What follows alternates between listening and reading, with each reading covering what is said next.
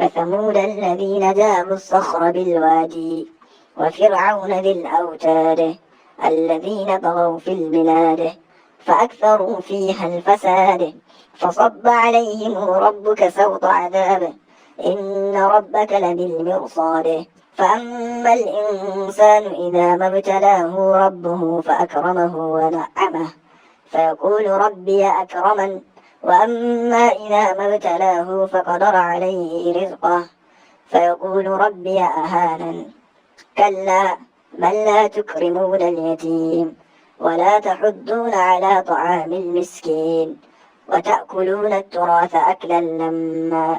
Lallai ki zo ka siya mun omo a shago. To umma. Uwar gida, ba mu da omo ne dama?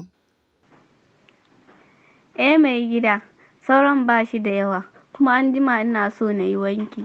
Asha, ban sani ba ai. Da na shigo da shi jiya. Na manta ban sanar da kai ba. Ba komai. Yauwa, da kika yi zancen mantuwa, sai na tuna kamar kwanaki mun yi magana akan muhimmanta karatun yaran nan. Haka ne mun yi. Har kake cewa sai mun taya su wajen nuna musu muhimmancin abun. Ba za mu bar su da iyakansu da malamansu ba. Yauwa uwar gida, shi yasa kike ƙara shiga raina saboda kina iya riƙe abubuwa. Na gode mai gida. Kin ga kenan nan gaba in kina da aika sai ki bari sai lokacin da baya komai ko bayan ya gama karatun tashinsa yana tsaka da karatu a aike shi alama ce da ke nuna masa karatun ba shi da wani muhimmanci. Haka ne fa, gaba ɗaya na shafa. Shi yasa na tuna miki saboda gaba.